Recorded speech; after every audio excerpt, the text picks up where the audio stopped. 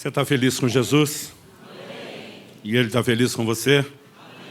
Amém. Amém. Glória a Deus. Eu quero convidar você a abrir a Bíblia no livro de Gálatas, no capítulo 4. Uma alegria poder, mais uma vez, servi-los na mesa do Senhor, do pão sagrado da palavra.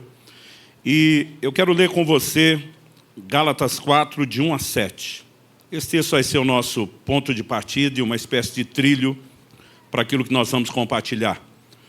O texto diz assim: digo, porém, o seguinte: durante o tempo em que o herdeiro é menor de idade, em nada difere de um escravo, mesmo sendo senhor de tudo, mas está sob tutores e curadores até o tempo pré-determinado pelo Pai.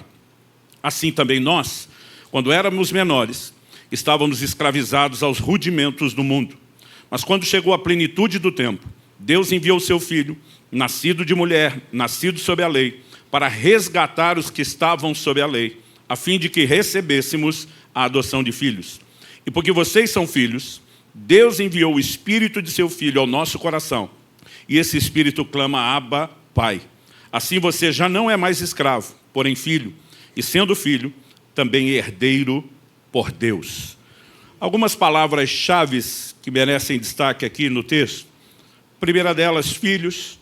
A segunda, aplicação feita aos filhos, herdeiros. Mas há uma outra expressão que acredito que merece a nossa atenção, que ela está dentro da alegoria dos primeiros 2 versículos. Até o tempo pré-determinado. Quando você olha para o ensino de Paulo aqui em Gálatas, tanto no capítulo 3, como depois na sequência do capítulo 4, ele está abordando a questão dos filhos de Abraão, não apenas como sendo a linhagem natural dos judeus, mas também a linhagem espiritual. O mesmo Deus que prometeu a Abraão, sua descendência será como a areia do mar. Ele falava de uma linhagem terrena, também diz a sua descendência será como as estrelas do céu. Ele também falou de uma linhagem celestial. Dentro de todo esse ensino, Paulo vai apresentar uma alegoria, de Agar e de Sara e fazer uma distinção entre ser filho da escrava e da livre. Portanto, dentro desse contexto, a gente precisa entender a alegoria proposta por Paulo. Os comentaristas discutem se o que ele está falando era lei ou mero costume no Império Romano. Para nós, essa investigação não é tão necessária. Porque quer fosse costume, quer fosse lei, quer fosse um costume inicialmente que se transformou em lei depois, o paralelo está estabelecido para uma lei, para um princípio no reino espiritual que é aplicado a nós. Porque o verso 3 começa dizendo assim também nós. Então ele fala de um filho que, enquanto menor de idade, pode ser dono de tudo, legalmente herdeiro, mas na prática não acessa a herança completa, não pode desfrutá-la. A Bíblia diz que na prática em nada ele difere de um escravo, até o tempo pré-determinado pelo Pai.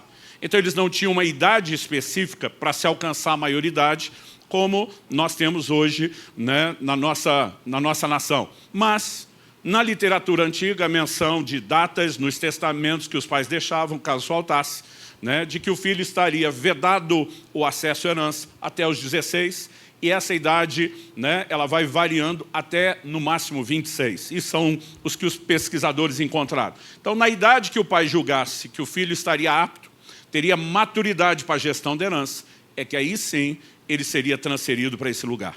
Em essência, essa aplicação é feita quando ele fala do tempo pré-determinado, para dizer da vinda de Jesus, que na plenitude dos tempos, na hora certa, ele se manifesta, ele nos resgata da escravidão do mundo e da lei e nos faz seus filhos. Essa é a linguagem principal de Paulo. Mas nós podemos entender que a ilustração ela tem uma espécie de eco, ela tem uma subaplicação dentro dela mesma. Considerando que tudo isso se concretizou, que hoje eu e você somos filhos e que como filhos somos herdeiros.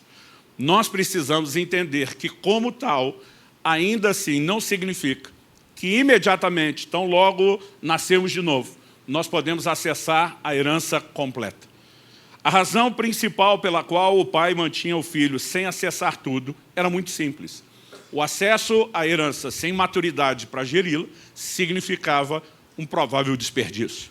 Basicamente, nós podemos ilustrar isso com aquela frase que você encontra em certos medicamentos: mantenha fora do alcance das crianças.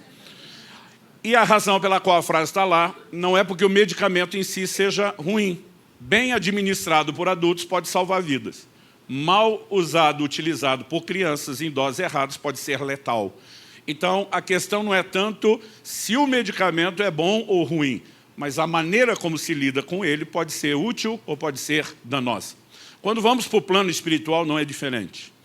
E eu quero usar essa ilustração de Paulo para ir além do texto, né, e mostrar para você que em toda a lógica bíblica e na macrovisão, essa ideia do mantenha fora do alcance das crianças, ela é encontrada ao longo das Escrituras. O que nos remete a entender a importância de um assunto que é o cerne do que eu vou falar hoje, maturidade. O tema da mensagem hoje é maturidade, o acesso à herança plena. Precisamos entender a importância do crescimento espiritual e de alcançar maturidade. Mas antes de falar da maturidade em si, eu quero alongar essa introdução e valorizar um pouco a herança. Porque no verso 7 o apóstolo Paulo está falando, você é filho e como filho é herdeiro de Deus. Só que na prática, quando a gente olha para o brasileiro de uma forma geral, a maioria de nós, estatisticamente na prática, não sabe o que é receber herança. Né? Alguns de nós até recebemos. Esses dias uma pessoa me contou uma história, eu não sabia se eu ria ou chorava. Ela falou, pastor, fui notificado para participar de uma partilha da herança, né, que um avô havia deixado. Ele falou assim, era uma casa simples, que valia pouca coisa, para ser dividida entre 32 herdeiros. Ele falou, pensa que só as custas do processo seria maior do que a casa. Né? E essas coisas acontecem por inúmeras razões. Em primeiro lugar, historicamente, o Brasil ainda é um país novo, de poucos séculos. Desenvolvimento econômico, né, ainda no momento que nós vivemos, está muito melhor do que anteriormente, mas não está lá essas coisas quando você pensa na população toda. E some-se a isso uma cultura de pessoas que eram sobreviventes. Né? Meu pai, por exemplo, um homem de Deus, deixou um legado espiritual, né, de educação, formação dos filhos extraordinário, né, imensurável. Mas financeiramente, quando partiu para a glória, não deixou praticamente nada. Tinha um carro velho, um terreno que tinha comprado, ainda a prestação, que a gente teve que ajudar mamãe a quitar. Então, na prática, a maioria de nós não sabe o que é. E se a gente empolga com herança, é assistindo algum filme, daquelas ficção de que alguém descobriu que certo parente, né, milionário, que ele nem sabia da existência, incluiu no testamento. Então, a gente consegue se entreter, imaginar por poucos segundos como seria bom se acontecesse comigo e depois não é parte da nossa vida. De uma forma geral, porque a gente vem recebendo esse legado de gerações, a gente também não tem uma cultura de construir um legado para as próximas gerações. E às vezes essa deficiência prática de pensar na herança nos impede de entender a herança que Deus nos oferece, o quão grandiosa, o quão extraordinária ela é. Então, eu quero gastar um pouquinho de tempo chamando a sua atenção. Paulo fala a mesma coisa que ele falou aqui em Gálatas 4:7, em Romanos no capítulo 8. A diferença é que lá no verso 17, Paulo acrescenta um detalhe a mais. Ele diz, se somos filhos, somos também herdeiros. Herdeiros de Deus e co-herdeiros com Cristo. O que significa co-herdeiro? Herdeiro juntamente com. Então, se você quiser saber quão herdeiro você é de Deus, é só entender o quanto Jesus é. E eu e você somos nivelados nessa condição de herdeiros. Né? Quando a Bíblia fala sobre a nossa herança, ela nos remete a algo extraordinário. O apóstolo Paulo diz em 1 Coríntios 3:22, tudo é vosso, vós de Cristo e Cristo de Deus. Um dia eu estava encorajando o irmão a realmente exercer fé a respeito do que ele tem em Deus. Ele falou, não, pastor, isso tudo é vosso, é meio retórico, né? Não é bem literal. Eu falei, olha o versículo todo, tudo é vosso, vós de Cristo, Cristo de Deus. Falei, Cristo de Deus é retórico ou é literal? Literal. Nós de Cristo é retórico ou literal? Literal. Falei, tudo é vosso, não é literal? Mas de alguma forma a gente sequer consegue mensurar. E muitos de nós vivemos no que anos atrás eu ouvi um pastor classificar de a teologia do cabrito. O que era a teologia do cabrito? Ele pegava a alegoria da parábola do filho pródigo, referindo-se ao irmão mais velho que ficou em casa, que quando chega e vê a festa feita, né, para o filho pródigo, ele não quer entrar, o pai sai para insistir que ele entre, e a gente tem essa conversa. O filho mais velho aborrecido diz, eu tenho te servido todos esses anos, o senhor nunca me deu um cabrito para eu festejar com os meus amigos. O pai olha para ele e diz, filho, tudo que é meu é teu. O que é que o pai estava dizendo? Todos esses rebanhos são teus. Você podia ter pegado o cabrito que quisesse, a hora que quisesse, para festejar com seus amigos, fazer quantos churrascos quisesse. Então esse pastor se referia à teologia do cabrito, como quem diz, aquele crente está resmungando que Deus não deu uma coisinha do tudo que já é dele. Simplesmente porque ele não entende o que tem e nem sabe como usar, está frustrado. E muitos de nós reproduzimos isso. Alguém outro dia falou, não, pastor, mas esse negócio de filho, da herança, está falando do céu, da eternidade. Eu falei, olha, eu não excluo que há um aspecto da herança que diga respeito à eternidade, mas você não pode jogar tudo para lá. Porque em 1 de João 3,2, o apóstolo diz assim, agora somos filhos de Deus, e ainda não é manifesto o que havemos de ser. Ou seja, agora filhos, esse é o momento de ser filho. Depois tem um upgrade. Tem algum nível de atualização, nós vamos subir de nível, e a Bíblia diz, não foi revelado. Então, se agora somos filhos, nem sabemos que seremos, por que a herança dos filhos nós vamos jogar para depois quando não sabemos que seremos? Há algo à minha e à sua disposição aqui e agora, e eu espero conseguir te empolgar com isso. Em Mateus, no capítulo 15, nós temos uma história que essa realmente me provoca. Uma mulher sirofenícia, cananeia, vem até Jesus e diz, pede ajuda para uma filha que está horrivelmente endemoniada. Jesus olha para ela e responde, eu não fui enviado senão as ovelhas perdidas da casa de Israel. Ele está dizendo, você não está entre as filhas de Abraão, você não está no grupo que eu vim atingir. Paulo, quando escreve aos Romanos, diz no capítulo 2, no verso 9, que Deus não faz acepção de pessoas. Ele também fala a mesma coisa em Romanos 1,16, que a salvação é para todo que crê, mas nos 2 versículos ele diz assim, primeiro do judeu, depois do gentil. Havia uma ordem de desdobramento no plano de Deus. Jesus está dizendo, ei, você ainda está na fila, não chegou a sua vez. Essa mulher insiste, ela se prostra diante do Senhor, né? Ela clama, e ele vai responder na sequência assim, não é lícito tomar o pão dos filhos e dá-lo aos cachorrinhos. Um dia alguém perguntou, pastor, é isso mesmo? Jesus chamou a mulher de cadela? Eu falei, menos. Falei, a Bíblia faz uma distinção da palavra cães, o animal selvagem, come carniça, e essa palavra cachorrinho fala do pet, daquele de estimação, que convive na casa, né? Mora na casa, convive por lá, é benquisto. Mas o que Jesus está dizendo é que filho e cachorro estão em posição diferente. Quando meus filhos eram pequenos, eu lembro que a gente tinha um hábito, foi mais ou menos na época de 2005, né? Isso não foi só em Curitiba, estava no Brasil todo, com certeza em São Paulo aqui não foi diferente. A gente estava colocando adesivos de figuras que compunham a família, como parte de uma mensagem que valorizasse a família. E a gente fazia aquilo personalizado. Então, no nosso carro tinha a figura do pai, da mãe, que eram maiores, né, de um casal de filhos, que era o caso dos nossos filhos, e eles começaram a campanha para colocar o adesivo do cachorro. Eu dizia, o cachorro não é da família. Pai, ele mora com a gente, mas não é da família. Um dia eu peguei um deles chamando o cachorro pelo sobrenome de Subirá. Falei, pode parar. Mas pai, ele mora com a gente. Eu dizia, mas não é da família. Mas a gente não resolvia, aquele negócio foi se estendendo. Um dia eu peguei esse texto de Jesus, falei, olha o que Jesus falou. Não é lícito tomar o pão do filho e dar para os cachorrinhos. Pode estar na mesma casa, mas não está no mesmo nível. Aí eu lembro que eles falaram assim, apelou. Mas nunca mais pediram para botar o adesivo, nem chamaram de Subirá, o cachorrinho. Aonde eu quero chegar? Quando essa mulher fala dessa maneira, Jesus se admira e diz, grande é a sua fé. E a Bíblia diz, naquela mesma hora, a filha dela foi liberta, curada. Agora pensa comigo, o que a mulher está dizendo? Ela falou, Senhor, não quero usurpar o direito dos filhos. Olha o Senhor há de convir, que eles não estão aproveitando tudo que o Senhor está dando. Me deixa pegar a rebarba, a sobra do que eles não estão aproveitando. Se com a rebarba e a sobra do que é servido na mesa já tem cura e libertação para a sua casa, o que é que não está à minha e à sua disposição quando nós assumimos o nosso lugar de filhos e assentamos à mesa? Há muito mais para ser vivido em Deus do que nós temos experimentado. Nós somos herdeiros de Deus. Infelizmente, alguns só pensaram na parte material da herança. Mas há um pacote, um combo de intervenções, de socorro, de manifestação do sobrenatural, de assistência que é meu e é seu. Mas o texto também nos mostra que apesar de termos recebido uma baita de uma promoção em relação à lei e ao que temos em Cristo, mesmo agora sendo herdeiros, e essa palavra tendo se cumprido, há um eco, uma outra aplicação. Por exemplo, o apóstolo Pedro diz em 1 de Pedro 2,2, como crianças recém-nascidas, desejem o puro leite espiritual, a fim de crescerdes para a salvação. Espiritualmente, você nasceu de novo, é filho de Deus, já é herdeiro, mas você só pode ter acesso ao leite. Tanto Hebreus capítulo 5, eu vou falar disso depois, como 1 Coríntios capítulo 3, fala da distinção de dieta. Criança, leite. Alimento sólido para os adultos. Então há certas coisas que você não acessa sem maturidade, nem um nível de revelação e compreensão mais profundo das Escrituras. O ministério. Em 1 Timóteo 3,6, uma das características que Paulo apresenta para aqueles que aspiram ao mesmo episcopado do ministério é que não seja neófito, novo na fé. Significa o quê? Que o novo crente não teve uma experiência genuína? Não.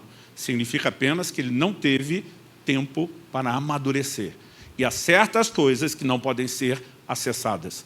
Ao longo de toda a Escritura, isso é um padrão recorrente, né? Então, eu quero utilizar esse texto de Gálatas muito mais como algo que ilustra o mantenha fora do alcance das crianças, do que apenas tentar construir isso aqui sozinho. Ao longo de toda a Escritura, isso é um padrão recorrente, né? E esse é o primeiro tópico nosso. Há uma maturidade requerida para acessar a herança, pelo menos na sua forma completa.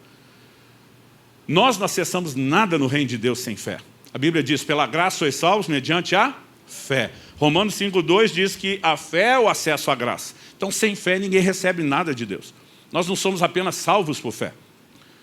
O Novo Testamento repete 3 vezes a declaração de Abacuque, que o justo viverá da fé. Sem fé é impossível agradar a Deus. Tiago 1 diz, ninguém recebe nada de Deus. O problema é que alguns de nós achamos que é só fé. A fé sempre estará lá, mas há vários textos que nos mostram que não é só fé, é fé e alguma coisa a mais. Então, por exemplo, Hebreus 6,12 diz que nós temos que nos tornar imitadores daqueles que pela fé e perseverança herdam as promessas. Ninguém herda a promessa sem fé. Mas se junto com a fé não tiver perseverança, você não vai muito longe. 2 de Pedro, capítulo 1, verso 5, ele diz, acrescentai a vossa fé, ou seja, a fé já está aí, é a base de tudo, mas acrescente a ela a virtude, o conhecimento. E depois de enumerar várias dessas virtudes, ele diz assim, porque se em vós houverem e abundarem essas coisas, pois será amplamente concedida a entrada no reino eterno de nosso Senhor e Salvador Jesus Cristo. Ninguém vai chegar lá sem fé, mas ele está falando de fé e algo mais. Aqui Paulo nos mostra um princípio da importância de, junto com a fé que te elevou a filho, desenvolver a maturidade para que você acesse a herança completa e não apenas parte dela. A própria parábola do filho pródigo que eu mencionei antes para falar da teologia do cabrito nos mostra o mesmo elemento no filho. Acessa a herança antes da hora, de forma, né, que reflete claramente sua imaturidade, sai e desperdiça tudo rapidamente. Aliás, isso é um ponto comum em pessoas que acessam depressa, sem o devido preparo, né, qualquer grande montante de dinheiro. Um dia um irmão me procura e fala assim, pastor, estava lendo uma estatística que diz que no mundo inteiro, mesmo nos países de primeiro mundo, 90 e tantos %, não me lembro mais exatamente, né, das pessoas ganham prêmios milionários na loteria, vão perder tudo em 2 anos, mas a grande maioria no primeiro ano. Um pouquinho perde no segundo, e pouca gente consegue segurar. Ele olha para mim e fala assim, essa é a maior prova de que esse dinheiro é amaldiçoado. Eu falei, eu não vou discutir com você a parte espiritual, e é evidente, quero deixar claro aqui, que não sou favorável ao jogo em nenhum tipo deles. Mas, para não ter digressão, não falar disso agora, eu falei para ele, tem um outro elemento junto, que não pode ser ignorado. Eu falei, que diz respeito à maturidade de gestão. Pessoas que acessam algo para o qual não estão preparadas vão se perder no processo. Eu falei, então eu vou te dar uma outra estatística. Herdeiros de empresas, não só de impérios bilionários, em todos os seus níveis, tendem na segunda geração, na sua grande maioria, a pôr a perder aquilo que os pais edificaram. Isso não significa que os negócios eram amaldiçoados. Significa que talvez eles não passaram pelos processos de preparação para a gestão, que, consciente ou inconsciente, espontaneamente ou por acidente, os que vieram antes deles tiveram. E nós precisamos entender que no plano espiritual não é diferente. Há certas coisas que, quando nós acessamos sem maturidade, podem ser danosas. O apóstolo Paulo, um dos maiores gigantes do Novo Testamento, diz em 2 Coríntios 12:7, por causa da grandeza das minhas revelações, para que eu não me exaltasse, me foi dado um espinho na carne. Deus está dizendo, não vou deixar você com a bola cheia o tempo todo. Porque alguns de nós podemos nos perder quando acessamos coisas para as quais não estamos interiormente preparados. Um dia desse, um pastor desses que mostra assim, que é inconformado, que quer mais, ele desabafa comigo. A igreja não podia viver nesse marasmo espiritual, nessa mediocridade. A gente é que está ressuscitando morto todo dia, manifestando sobrenatural. Eu interrompi ele e falei, criatura, você já é insuportavelmente arrogante, sem nunca ter ressuscitado um morto.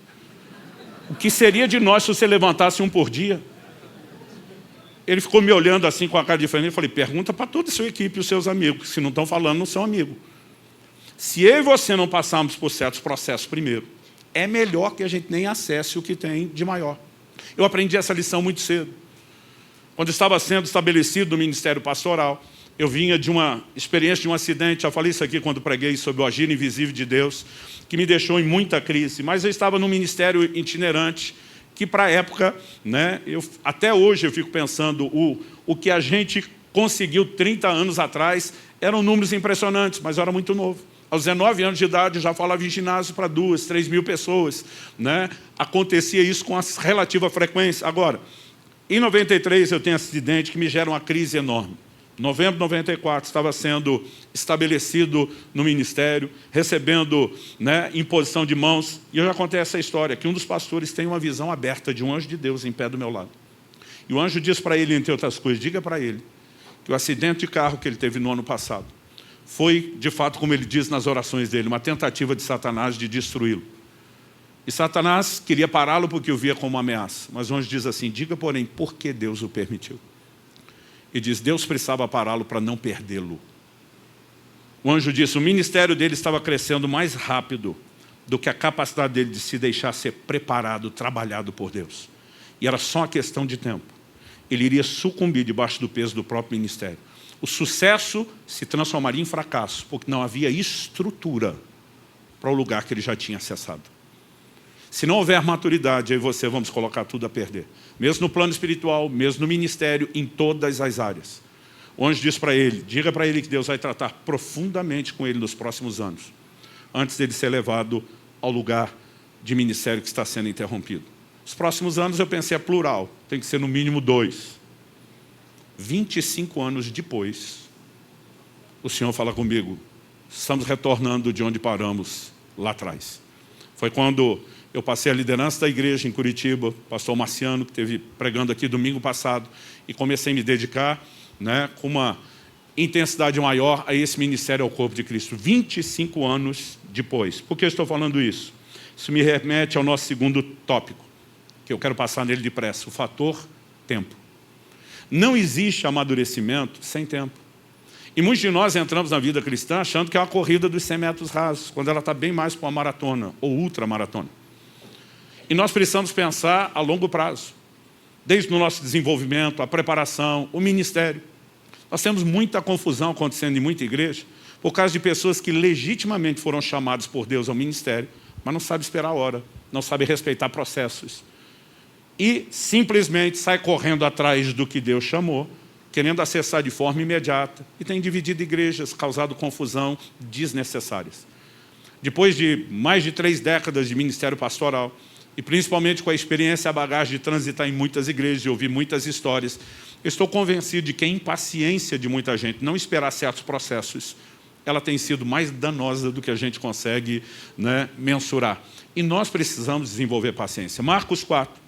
De 26 a 29, Jesus diz assim, o reino de Deus é semelhante ao homem que planta uma semente, e ela brota sem ele saber como. Quando brota, nós sabemos, a raiz já saiu da semente para baixo, mas estamos falando do momento que vai ficar visível. Jesus diz assim, primeiro a erva, depois a espiga, depois o grão cheio na espiga, mas só quando estiver maduro é que vai passar a foice, que vai colher. Você não planta num dia para colher no outro, tem processos. E esses processos envolvem tempo. É assim quando eu e você crescemos.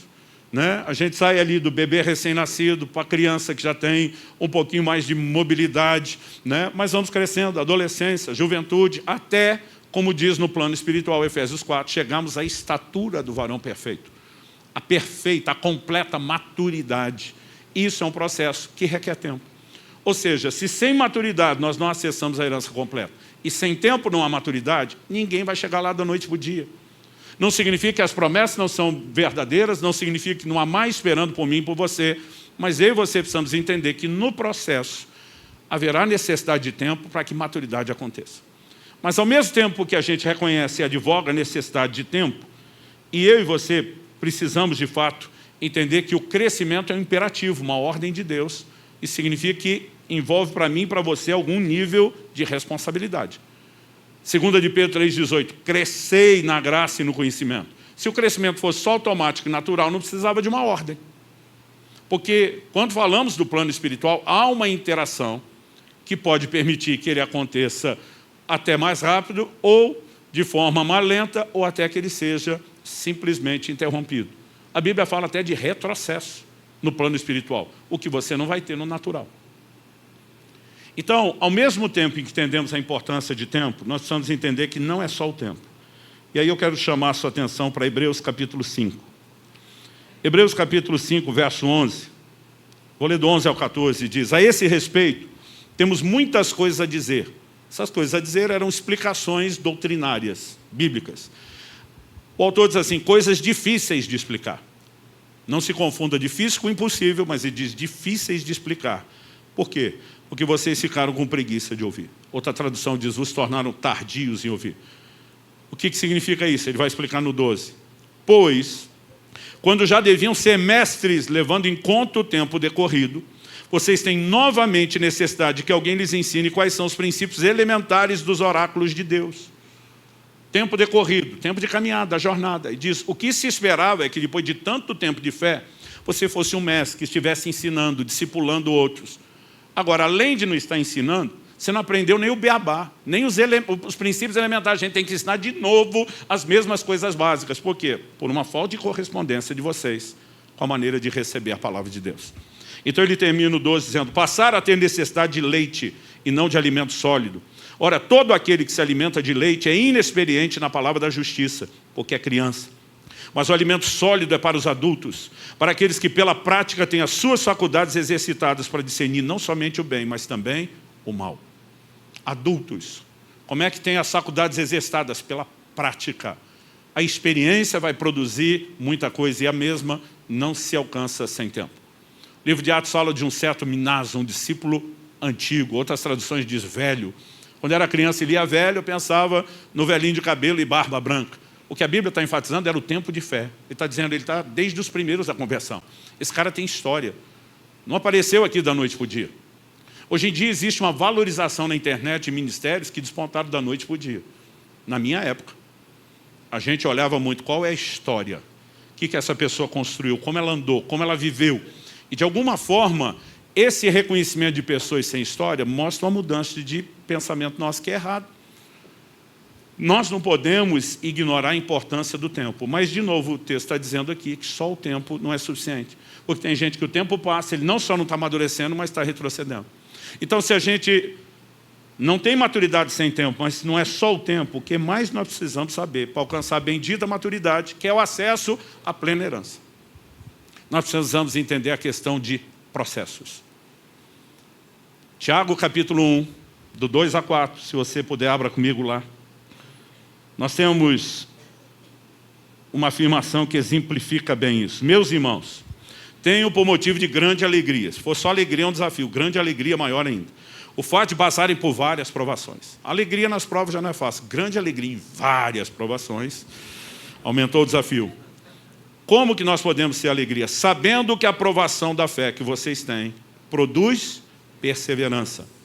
Ora, a perseverança deve ter ação completa, para que vocês sejam perfeitos e íntegros, sem que lhes falte nada. Outro dia alguém me perguntou, pastor, como é possível ter alegria nas provações, sendo que é um momento de dor? Eu falei, o texto está dizendo que a gente tem que focar não a hora da dor do processo. A gente tem que focar o resultado do processo. E o resultado diz que a perseverança vai ter ação completa para que eu e você sejamos perfeitos e íntegros. A palavra íntegro significa inteiro, não é difícil de entender. A palavra perfeito assusta alguns de nós, que a gente imagina incapaz de errar. Mas essa palavra traduzida perfeito, no grego teleios, né? Na NVI ela foi traduzida maduros, para você ter uma ideia. A palavra significa levado a seu fim, finalizado, que não carece de nada necessário para estar completo. Ou seja, trabalho terminado. Então a alegria, ela não é um requisito se você focar só o sentimento do processo. Mas ela é algo que celebra o resultado. Então deixa eu dar um exemplo. Em João 16, Jesus, e esse é meu terceiro e último tópico, eu quero falar aqui com vocês sobre processos necessários. Jesus diz assim em João 16, a mulher grávida, quando está para dar à luz, sente tristeza. Mesmo quem diz assim, estou indo para a cesárea, o Brasil é o campeão de cesárea do mundo. Né? A gente A gente, agora eu vou dizer aos homens, ficamos olhando para as mulheres e tentando entender de onde sai tanta coragem e força. Se dependesse de nós, os homens, para ter filho, a terra está desabitada há muito tempo. Então, assim, quando Jesus fala da mulher sentir tristeza, ela sabia o que ia passar, e não está, de forma alguma, diminuindo ela, mas sabe que quando ela está olhando para a hora do parto, tem tristeza, ela sabe o que vai passar. Mas ele diz, quando a criança nasce, já não lembra da tristeza pela alegria de ter chegado um filho no mundo. Ou seja, a alegria do resultado pesa mais do que a tristeza ou a dor do processo. E nós precisamos entender a importância disso no plano espiritual. E mais, até mesmo princípios que Deus o tempo todo trabalha em paralelo, que deveriam estar sendo aplicados nas nossas casas, gente. O livro de Hebreus diz que se algum de nós estiver sem correção é porque é bastardo, porque Deus, enquanto Pai, corrige o filho a quem ama. Filhos que hoje estão crescendo num processo de mudança de valores das casas sem correção, não só estão sendo estragados, porque como a Bíblia diz sobre Adonias, que deu todo o problema que deu para Davi, a Bíblia diz assim, pois Davi, seu pai, nunca lhe havia repreendido.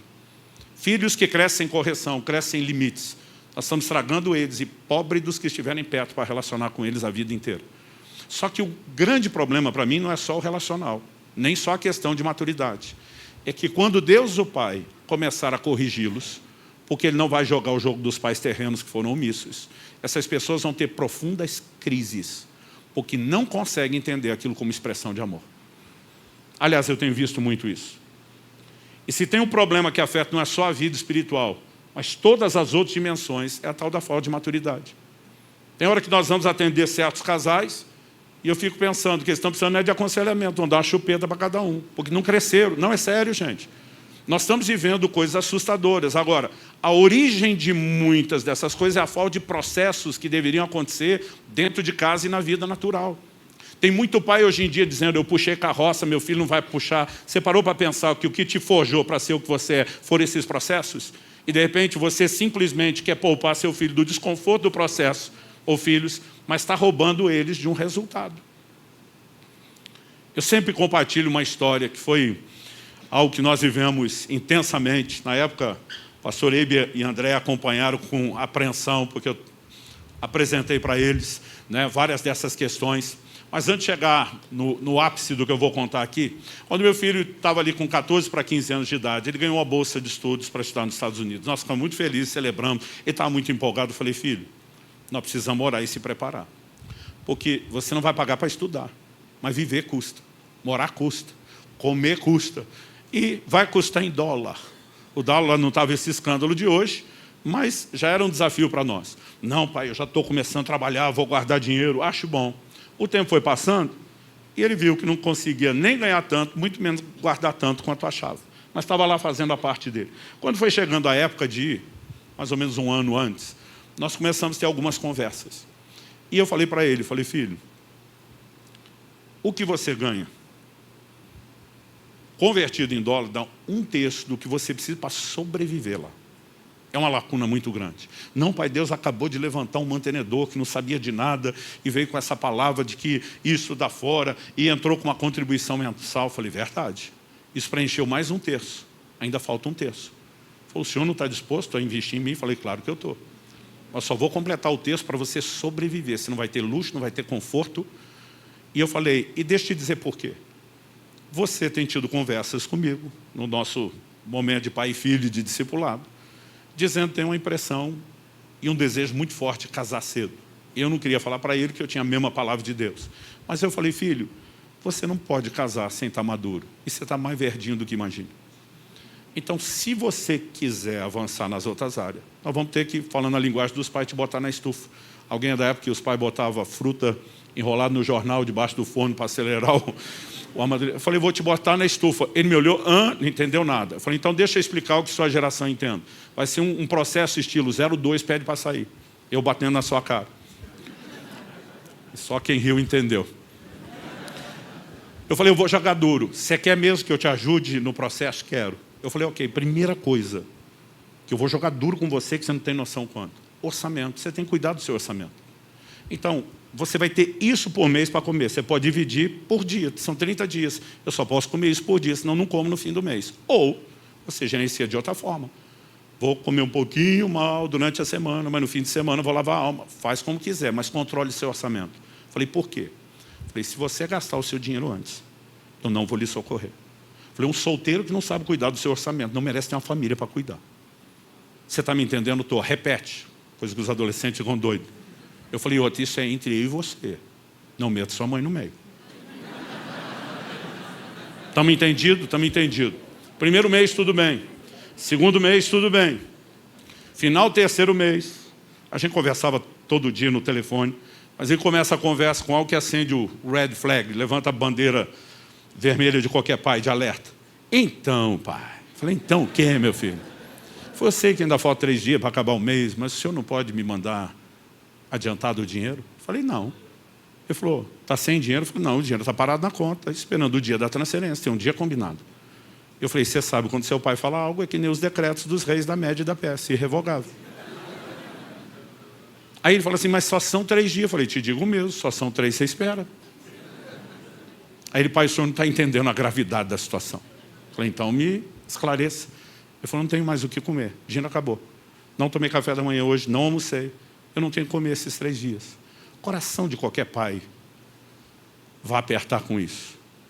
E eu pensei, puxa, é uma coisa extrema. E o Espírito Santo falou comigo, se você socorrê-lo agora, ele vai folgar todo mês. E eu entendi que tinha que ser firme. Então vamos deixar claro que tem um contexto. Se um filho meu não quisesse casar depressa, não tivesse combinado uma série de coisas, e principalmente a palavra de Deus não tinha feito isso, antes que algum pai me use para fazer qualquer loucura. Me use de exemplo. Olhei para ele e falei assim, jejua. Ele do outro lado, hã? Falei, jejua esses 3 dias. Ele falou, pai, o senhor está de brincadeira? Eu falei, não. Você já fez 2 jejuns de 3 dias, que eu te mentoriei, e você sobreviveu, não é agora que você vai morrer. Ele falou, o senhor está falando sério? Eu falei, mais sério do que você possa imaginar. Eu falei, você já teve aula hoje de manhã? É sexta-feira, você não tem mais aula hoje? Sábado, domingo não tem aula? Na segunda-feira o dinheiro chega, você come e vai para a aula bem. E se não aguentar ficar em pé, fica deitadinho aí, orando por mim. A sabedoria nos ensina algumas coisas. Não falei nada para a dona Kelly, a mãe do menino, que está sentada ali sorrindo para mim. Esperei os 3 dias passar, mandei o dinheiro. Quando ele comeu, fui contar para a Kelly. Mas tudo é uma questão de perspectiva. Falei, meu amor, esse seu filho é uma benção. Ele não é. Falei, não, acho que você não está sabendo, que ele acabou de fazer mão jejum 3 dias. Ela, glória a Deus. Depois que ela deu glória a Deus, eu falei, tá certo, tive uma pequena participação. Ela falou assim, você é um pai incentivador. A palavra incentivador me doeu. Eu falei, dessa vez não foi só incentivo, eu mandei ele fazer. Ela falou, não, mas quando você tem essas palavras de Deus? Eu falei, olha, não foi só a palavra de Deus, eu mandei de mim mesmo também. Ela me olhou e falou, o que é que você está me escondendo? Eu falei, primeiro, você respira. Segundo, não surte. Porque quando eu contar o que eu vou contar, você vai me olhar com cara de você fez isso com o meu bebê, ele não é mais bebê. Ele podia estar listado no exército nesse momento. É adulto. Ela, ok, o que você fez? Quando eu contei, ainda assim ela me olhou com cara de você fez isso com o meu bebê? Mas por que eu deixei ela de fora? Porque com 1 mês que ele estava nos Estados Unidos, um dia eu cheguei em casa e minha esposa, mulher às vezes é um ser misterioso, desafiador para o homem. Eu chego em casa, minha mulher não está triste, mas não está feliz. E que ela é sempre sorridente, simpática. Eu olhei, ela falou, não está feliz como normal, mas também não está triste. Eu ficava tentando entender, não via sinal de nada. Eu falei, amor, tudo bem, tudo, mas aquele tudo sem convicção. Não está bem. Aquela coisa com muita dificuldade, tirei ela, estou com dó de Israel. Eu falei, dó do quê, meu amor? Não, ele lá, estudando longe da gente, sozinho, limitado nos recursos. Eu falei, amor, dó você tinha que ter da gente, estudou em escola estadual sem coisa nenhuma. O menino está no primeiro mundo, está na América. Ela falou assim, não, mas a gente estava numa chamada de vídeo, a hora que eu estava aqui andando na cozinha, passou o telefone na frente da fruteira, ele viu a fruteira cheia de fruta. Ele falou, ai mãe, que saudade das frutas, que aqui o dinheiro não dá para comer isso. Ela falou, fiquei com a dó do bichinho. Eu terminei a conversa bem discreto, saí sem falar nada. Subi para o andar de cima, fechei a porta do quarto para garantir que ninguém ouvisse, chamei Israel. Ô pai, tudo bem? Eu falei, tudo bem, coisa nenhuma. Falei, a próxima vez que você chorar com a sua mãe, que não tem fruta para comer, não vai lhe faltar só fruta para comer. Eu falei, você não pediu para ser treinado, para ser um homem de família? Sim. Eu falei, então seja homem, não seja menino. E homem não chora com mulher. Se você quiser, chora comigo, que sou seu pai, chora primeiro com Deus, chora com seus amigos, mas não chora com mãe, não chora com a futura esposa, seja coluna da sua casa. Aguente o tranco e sustento. Você está entendendo? Estou. Falei, se chorar de novo, não vai faltar só fruta. Um mês mais ou menos depois, antes desse incidente, ela tinha dito, acho que ele adaptou porque nunca mais reclamou de nada. Gente, nosso papel, e deixa eu fazer um apelo às mães. Se não fosse o amor das mães, a gente cresceria tudo lesado. Não dá para mensurar a importância disso. Mas mães, entendam que é uma sabedoria no que Deus fez. Os filhos também precisam da firmeza de um pai. Porque senão vai faltar algo. E muitas de vocês têm se colocado entre pais e filhos, roubando processos que são importantes e necessários. E essas coisas têm que ser avaliadas. Por quê? Pessoas que não passam por processo terão uma dificuldade enorme. E outra, vão precisar de algo bem mais forte depois. O filho pródigo teve que comer bolota com os porcos para reverter o que lhe faltou.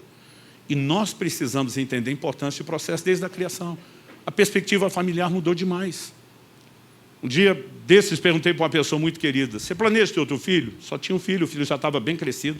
O cara respondeu com uma veemência, uma contundência que eu nunca tinha visto. De jeito nenhum. Eu disse, meu Deus, o que aconteceu? Eu falei, por que não? Ele falou, porque é caro ter filho. Isso faz desse pai um avarento, medíocre? Não. Ele estava tão determinado a dar tudo do bom e do melhor, que ele já tinha feito as contas. Eu não consigo dar tudo isso para 2, só para 1. Parei aqui. Então, pastor, se a motivação do pai era boa, qual o problema? O problema é que isso reflete uma mudança de mentalidade. Hoje em dia, as pessoas pensam família olhando para os filhos e pensam só no que a família tem que fazer pelos filhos. A mentalidade bíblica não era essa.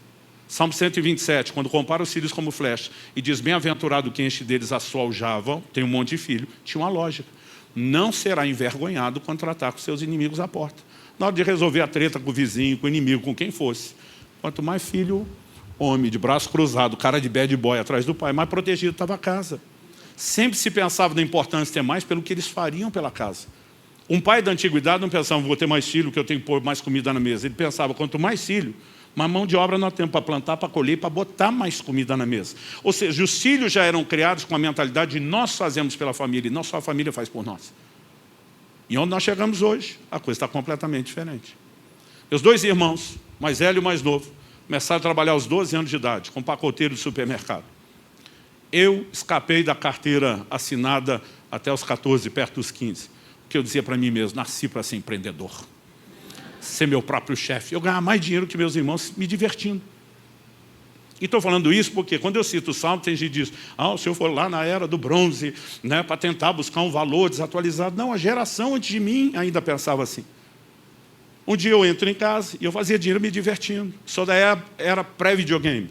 Eu fazia, soltava a pipa, mas também vendia pipa. Ganhava dinheiro, né, para os moradores de um bairro próximo que tinham mais condição financeira, vendendo. Mas não só vendia, eu fidelizava o cliente.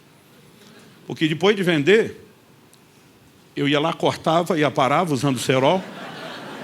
Tudo dentro da lei, para ninguém me achar injusto. Acima do poste é guerra, para baixo do poste não era. Né? E aparar e trazer na sua linha, eu arrumava e vendia de novo. Dizia, como você é meu cliente, te dou metade, né, do preço de desconto. Às vezes eu vendia a mesma pipa 3, 4 vezes, depois não aproveitava. Eu fazia isso com tudo, jogando bolinha de gude, peão. Né? A gente tinha a gíria da época das bolinhas de gude, rapelou, sobrou nada. Eu dizia, comprar de mim é metade do que a nova. E eu continuava me divertindo, ganhando dinheiro. Meu pai nunca pôde nos dar uma bicicleta.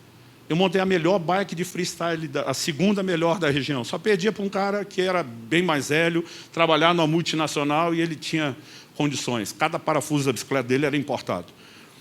Mas eu me divertia, me garantia. E eu olhava meus 2 irmãos ralando que só, dizia, não é inteligente. Mas um dia eu entro em casa, o pai está conversando com um amigo, ô fulano, tudo bem? Meu pai diz, volta aqui, cumprimento direito seu chefe. Eu voltei e falei, meu o quê? Ele falou, seu chefe, acabei de arrumar um emprego.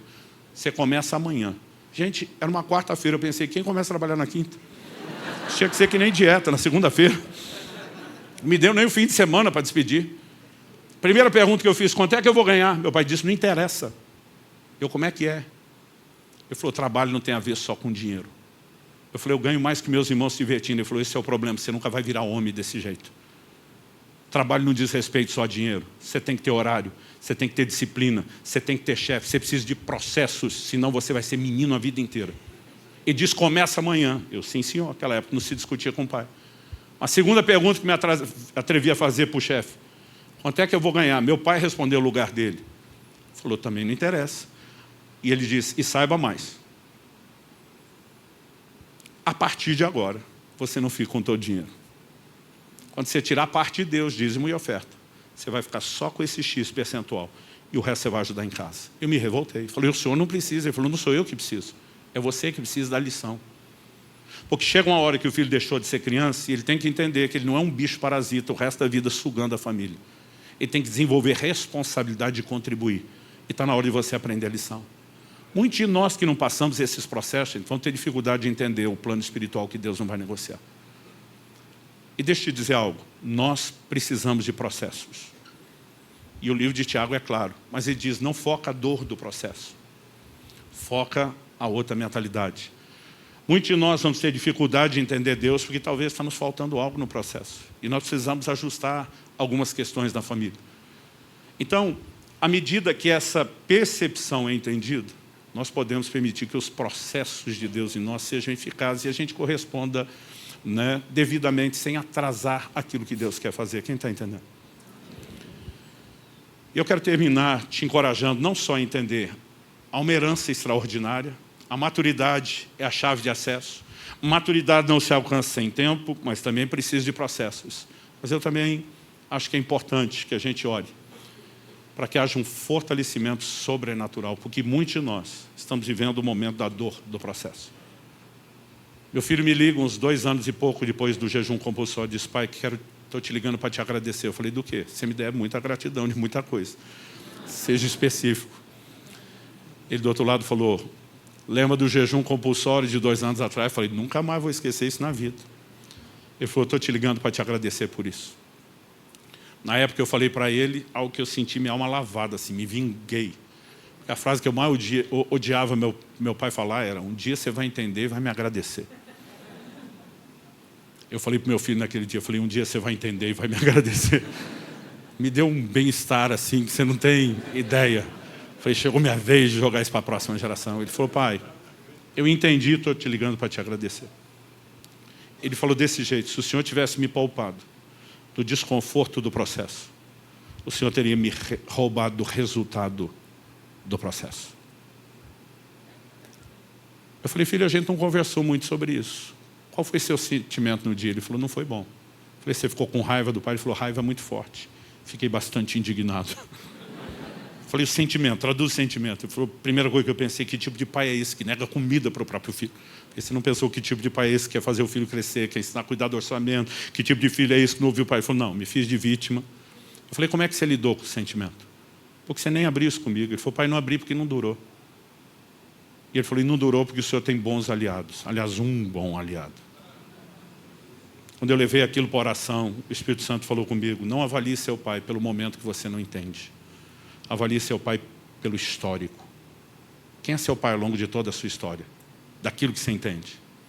Meu pai me amou, cuidou de mim, investiu, fez o melhor. Foi, então não avalie por uma história não terminada que você não entende. Ele falou, eu tive que dar o voto de confiança. Na hora que ele fala isso comigo no telefone, o Espírito Santo fala comigo, comece a ensinar sobre maturidade. E diga às pessoas que se eu roubá-los do desconforto do processo, eu vou roubar deles o resultado. Deus diz, e faça por mim o que eu fiz por você diante do seu filho. E eu quero te lembrar disso. Não avalie Deus por um momento que você não entende. Avalie por toda a sua história. Em horas de crise, você vai ver gente como Paulo dizer, eu sei em quem tenho crido.